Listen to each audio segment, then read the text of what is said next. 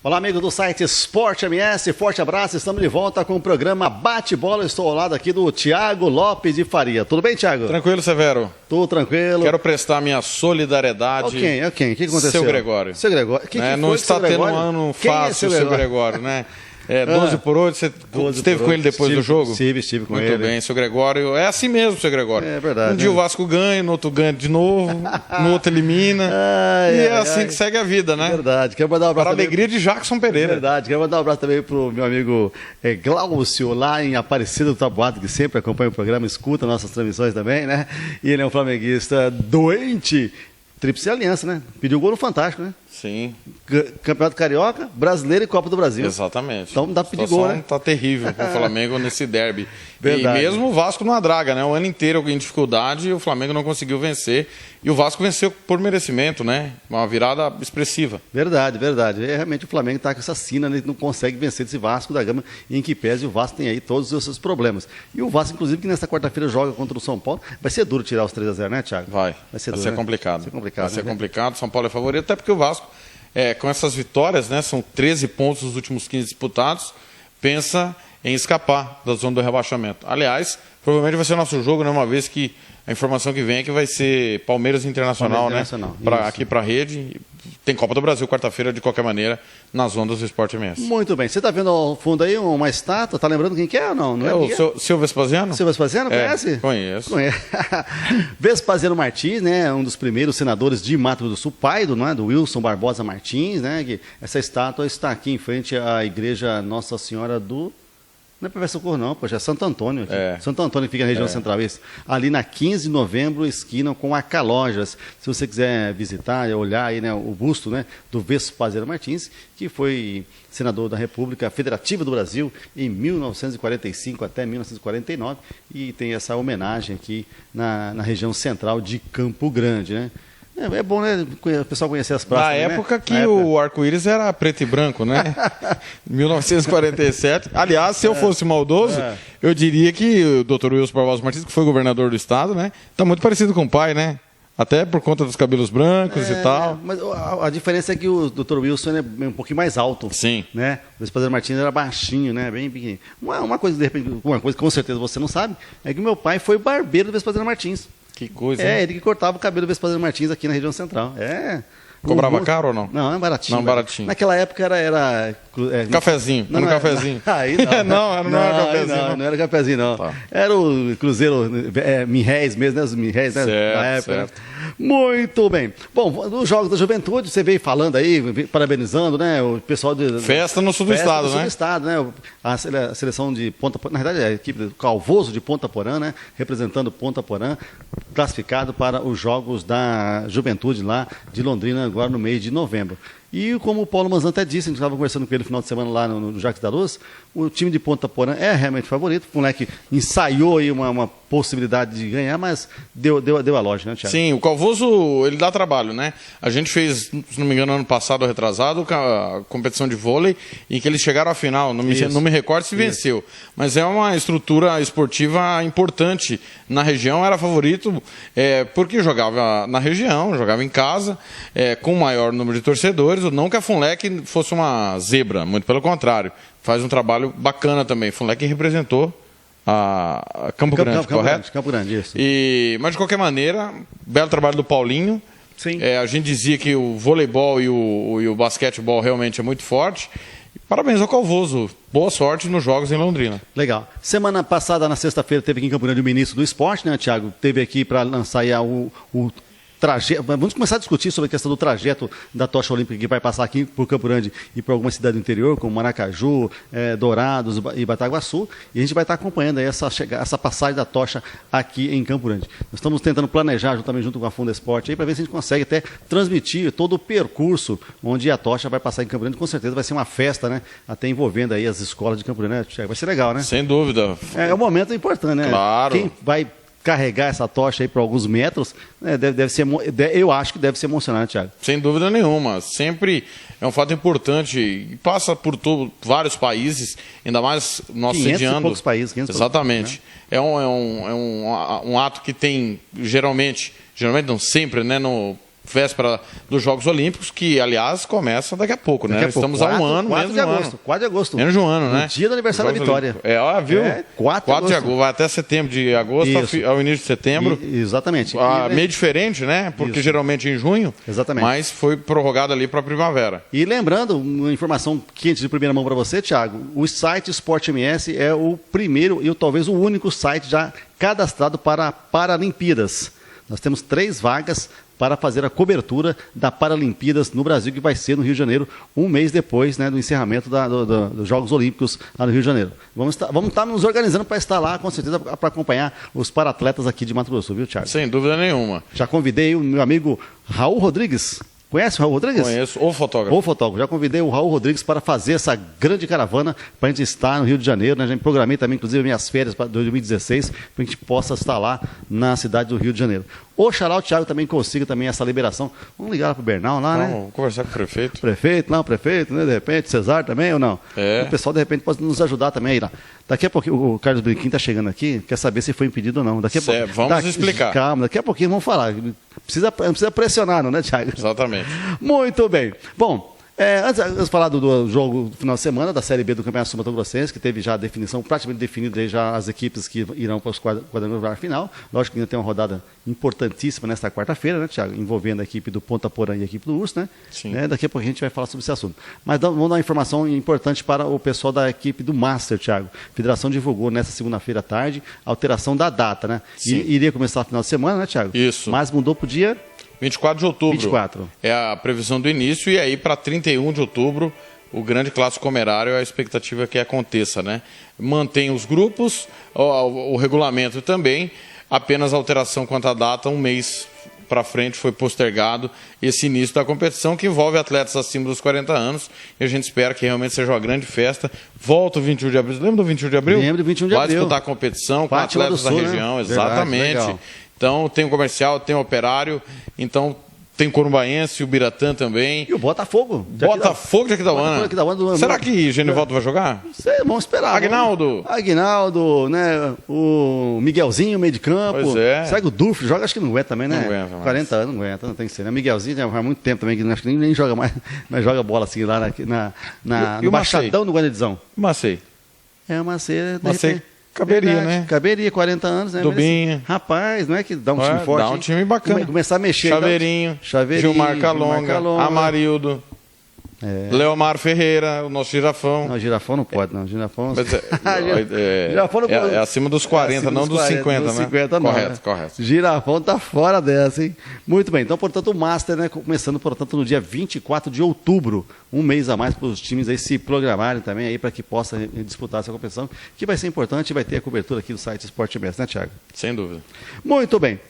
Mais alguma coisa? Não, tranquilo. Tranquilo? Judô recebeu aí 125 tatames, né? Um convênio com o Ministério do Esporte também junto com a Federação, e é a modalidade que mais dá medalhas para o Mato Grosso do Sul, né? E faz um trabalho legal. E o ministro aproveitou e disse que está confirmado mesmo. A pista de atletismo lá do Parque Ayrton Senna vai acontecer, e eu recebi a informação... De novo. Mas ele confirmou que já tinha sido lançado há 5 anos. Exatamente, mas não. E quando ele esteve aqui, na época do Olar também, né? Teve aqui ano passado, né?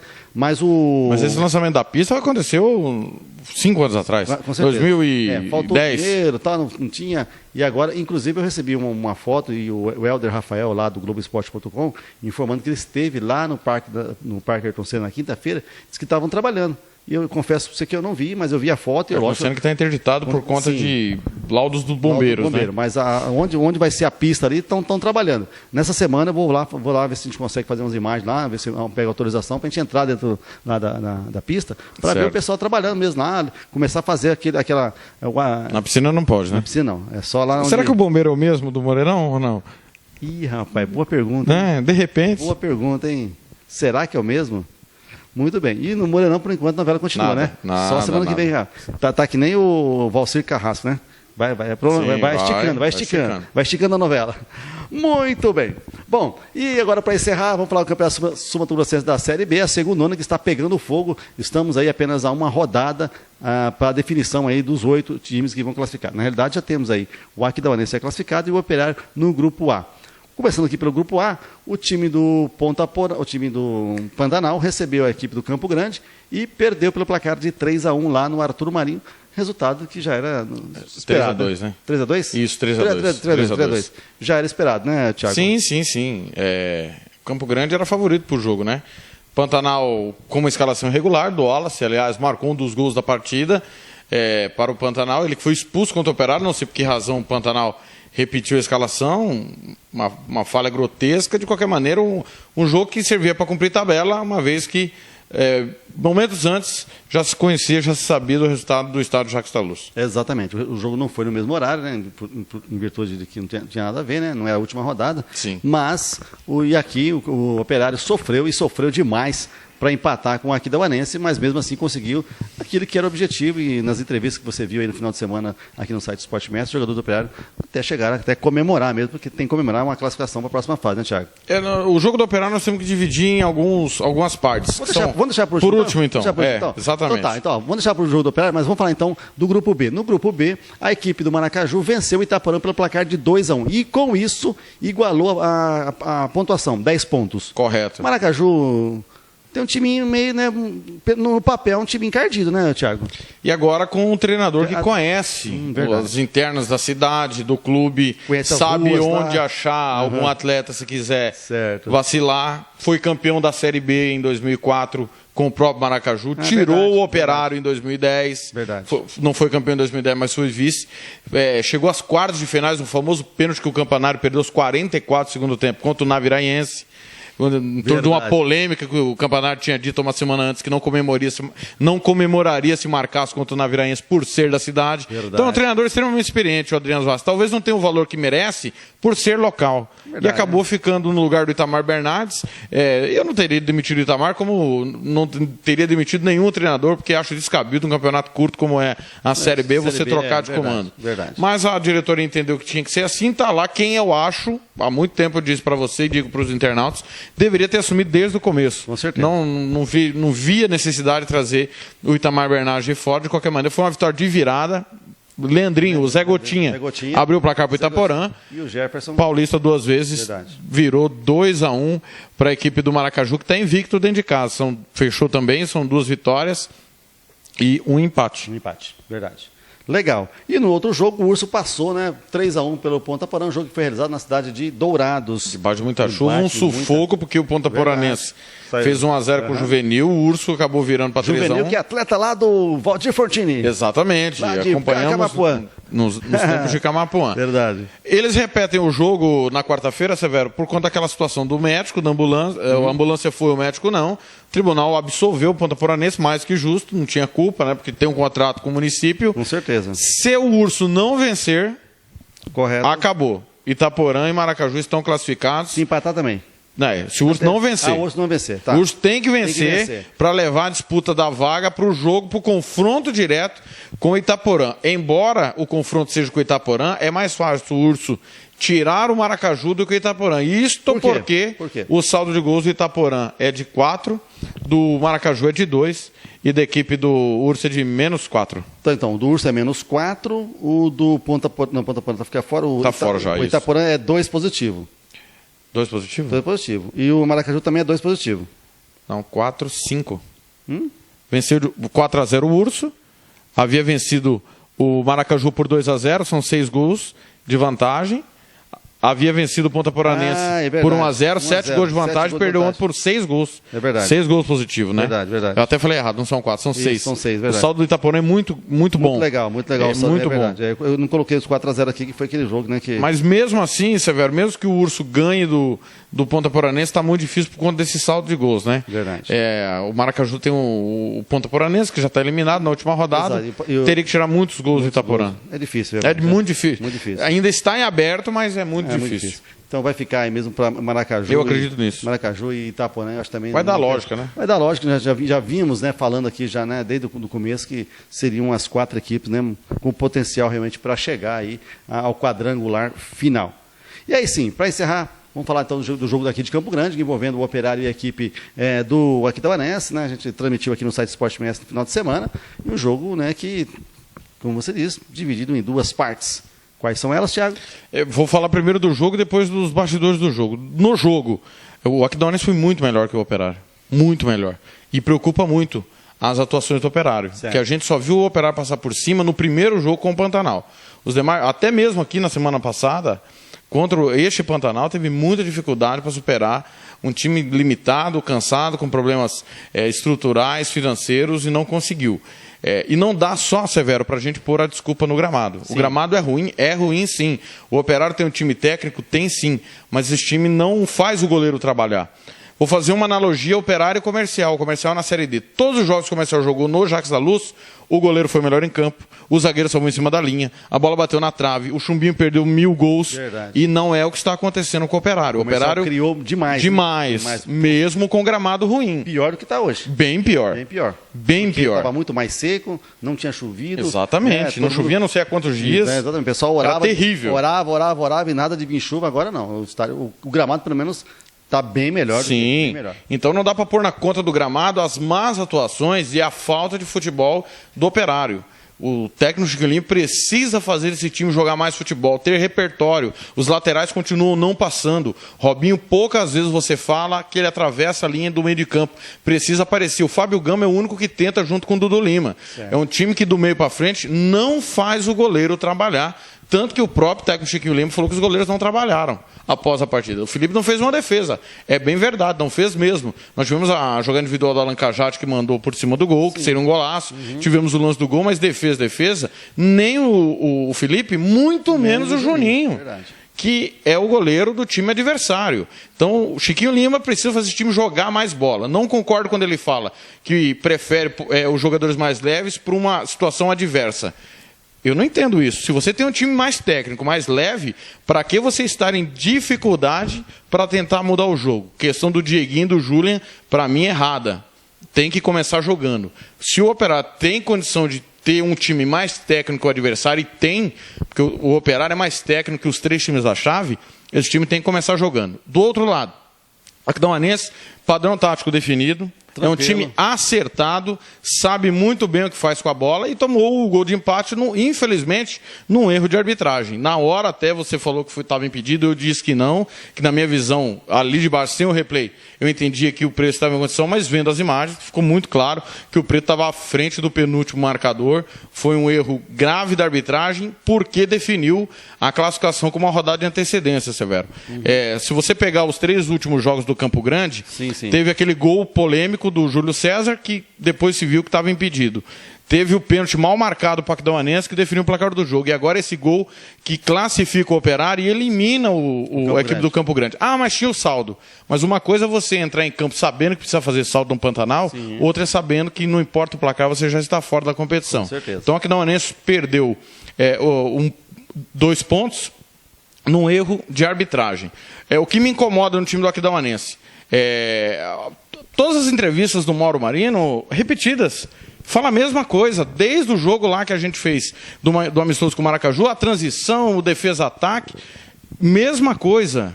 O Mauro Marino dá suas entrevistas como se estivesse inventando a pólvora, e não é assim. O time do Aquidauanense está jogando bem, está jogando como os outros trabalhos do Mauro. Não tem nada de diferente no trabalho do Mauro. E principalmente o que me incomoda, essa questão dos jogadores que são profissionais disputar o campeonato amador. Ontem o senhor Marcelo Teves, no domingo, pegando o troféu de melhor do campeonato amador, não dá para ser assim. A diretoria com o presidente João Garcia, com o Xandico, que é o diretor de futebol, e com o técnico Mauro Marino, são coniventes dessa situação. Porque há muito tempo a gente vem dizendo que os jogadores do Aquidauanense estão jogando o campeonato estadual num dia e no outro o campeonato amador. O cidadão, Severo, o Teves, o Maicon, quem quiser é livre para jogar o campeonato amador, mas não pode ser profissional. E a diretoria que permite isso é conivente com essa situação. Imagina se o jogador se machuca num jogo desse aí, vai sobrar para quem, né? O clube que vai ser no prejuízo? Com certeza, porque vai ter que pagar salário pro rapaz, tudo, e o time amador não, né? Exato, não tem compromisso nenhum. Não tem compromisso nenhum, com certeza. Né? Não existe nada que... E nem a organização do campeonato. Do torneio, está aqui porque quer. Ele pagou a inscrição dele para estar aqui. Então, realmente, é uma situação que a gente fica, né, meio chateado também, né? Porque, na verdade, isso até afugenta o torcedor do estádio. Sim, depois contra o futebol mato-grossense. O estádio, na verdade, não é estádio, é um campo que tem um jeito de estádio, Estrela do Sul, inclusive fica bem próximo aqui da minha residência. Estava lotado, muita gente lá. E o pessoal comenta exatamente isso. Para que eu vou lá no Morenão? Para que eu vou lá no Jacques da Luz para ver o Maicon jogar, para ver o Dubinha jogar, para ver o Serginho jogar, para ver o Andrinho jogar. Cláudio Pelé. Todos esses jogadores que estão no profissional estão jogando amadorzão aqui.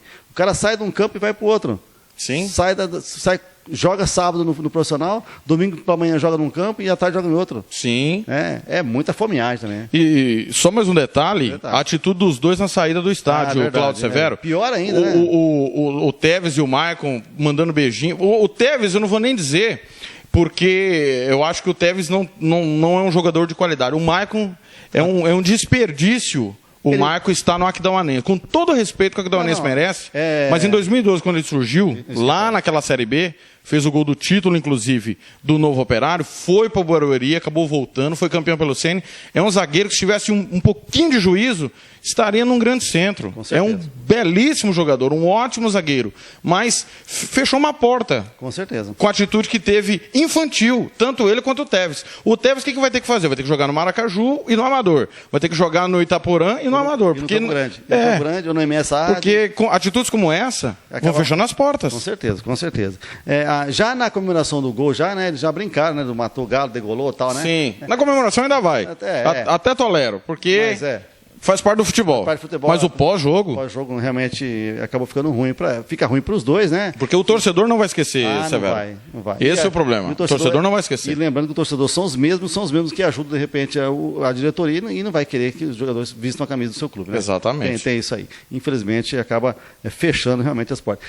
Eu já disse na transmissão lá de Aquidauana, lá, né? Quando o Maicon bateu em todo mundo, quis ser mais macho que todo mundo. Ele sabe, eu gosto muito dele, então sempre converso com ele, mas é uma situação que, de repente, que ele tem que pensar, né? Porque, de repente, daqui um dia ele vai querer jogar no Operário, ele quer jogar no Operário. Se o treinador, de repente, o Chiquinho Lima não o convocou, ele queria jogar no Operário ou não sei, né? Mas parece que ele estava querendo jogar no Operário e não deu certo. E aí ficou com toda essa revolta no coração aí para tentar bater em todo mundo, pegar todo mundo. Infelizmente, não. Bom, para encerrar, não podemos deixar de falar aqui do Paulo Henrique Salmásio, né, Thiago? Infelizmente, o Paulo Henrique Salmásio é um dos bons árbitros do futebol sul-mato-grossense. Ele, o Thiago, o Marcos Mateus e o outro que está pitando Erlanderson Martinez. Não, mas tem Volcop. Tá pitando fora também. O Volcop, né? Está pitando fora também. A situação do árbitro de futebol de querer controlar o jogo, uma partida de futebol com cartões, acaba prejudicando a sua arbitragem na sequência da partida. Nos dois lances, nas duas primeiras faltas que teve no jogo, ele deu o cartão amarelo, depois ele acaba perdendo, porque quando ele precisou dar um cartão vermelho, ele não teve coragem. Sim. Esse que é o problema do árbitro de futebol, que quer apitar dando cartões à torta direita. E nós fizemos uma aposta dando a brincadeira lá, dizendo que ele dá 8 cartões. E bateu em cima. Ele bateu em cima. Por causa disso, porque ele começa a apitar, na primeira falta ele viu que foi uma falta dura, já dá um cartão amarelo. Sim. Na segunda ele deu outro cartão amarelo. Quando ele precisou expulsar, ele não pôde expulsar. Sim. Ele ficou com medo de expulsar, na verdade. Porque, na verdade, ele sabia que ele tinha que ter expulsado o rapaz. Tanto é que, no final do jogo, aconteceu uma falta não tão violenta como aconteceu, ele acabou expulsando o zagueiro do Operário. Entendeu? Porque, então, faltou critério. Se ele está dando cartões nas jogadas que ele está achando que foi dura, então ele tinha que ter expulsado o Maicon, mesmo que fosse a segunda bola do Maicon. Correto? Poderia ter sido a primeira também. Sim. Correto? Primeira entrada foi dura, para expulsão? Expulsa então. Correto? Mas se ele deu uma falta que ele achou que foi grave e deu amarelo, na outra tinha que ter dado.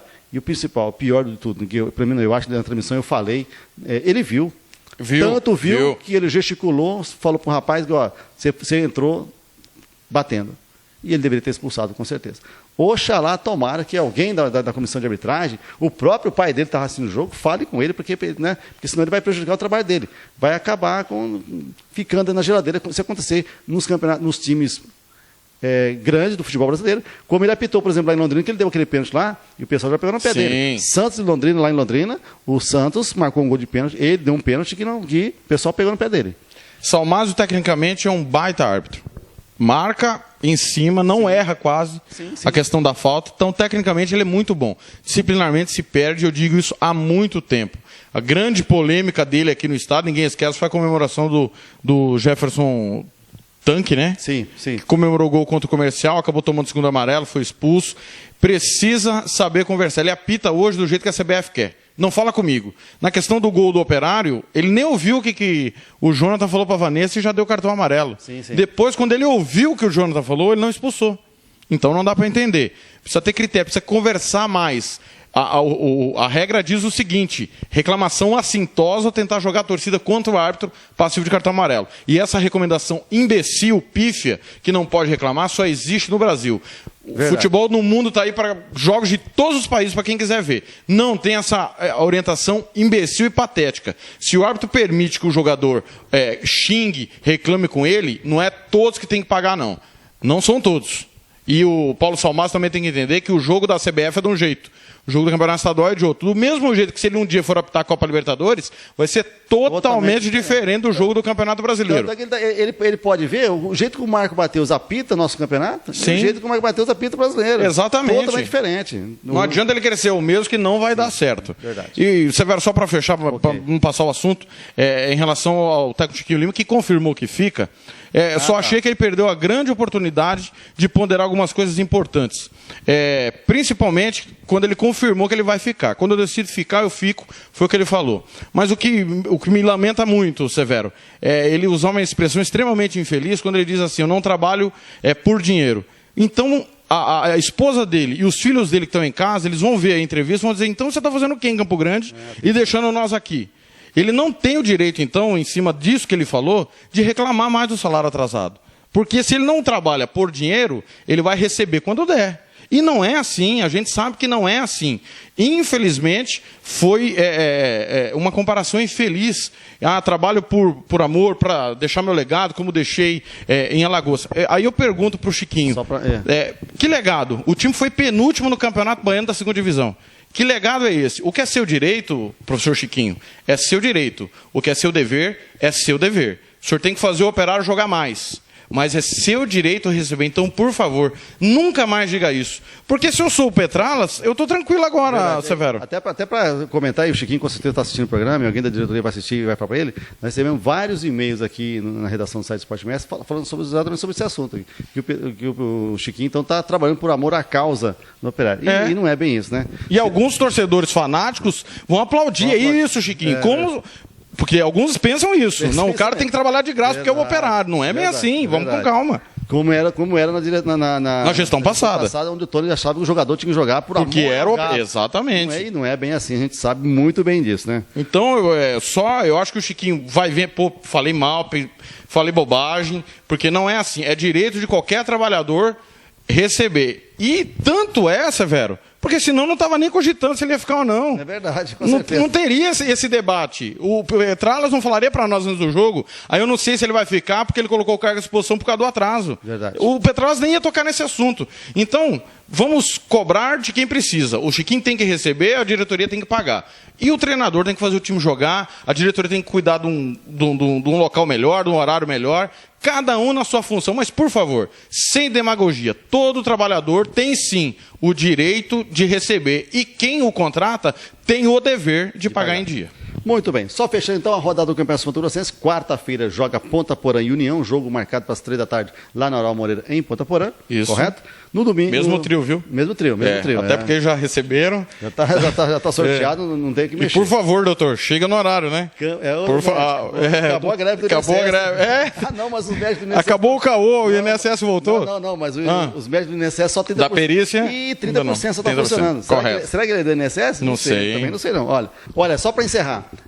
Rodada final de semana, Campo Grande contra o Operário, o jogo está confirmado para as 3 da tarde no Jaque da Luz. Não vai ser no outro horário. O Carlinhos está aqui confirmando para nós que é isso, né? Correto. Estava sendo pleiteado aí para o Operário, queria mudar para domingo, mas não vai ser. Vai ter, inclusive, 2 sorteios. Primeiro, de uma estadia no motel. Olha. Motel, diz que o Thiago disse que é Eu vi, olha, motel diz que vale é a pena. E vai ter também bicicletas também, né? Ou bicicleta para os torcedores que forem até o estádio para prestigiar esse Campo Grande contra a equipe do Operário. Aquidauanense contra o Pantanal. Correto. Jogo lá em Aquidauana, 3 da tarde também. Também. Correto? Mesmo horário, tem que ser. Mesmo horário. E no grupo B, Ponta Porã contra Maracaju e o Itaporã contra o Urso. E aí vão estar definidos os 4 finalistas para o quadrangular final e o bicho vai pegar. Só chamar a atenção dos dirigentes que vão se reunir, os 4 da fase final, Severo, para ter o bom senso, porque o Campeonato Brasileiro está chegando na reta final. Verdade. Então não adianta a gente querer brigar com o Campeonato Brasileiro e a intenção nossa é levar público ao estádio. Com certeza. Pensar bem com carinho no horário que vai mandar o seu jogo, a fim de levar mais público. Na minha opinião, não adianta mais marcar da agora para frente, domingo, 3 da tarde, Com certeza. porque o camarada vai preferir ver essa reta final do Campeonato Brasileiro e seria interessante a gente não trombar e brigar com esse horário. Com certeza.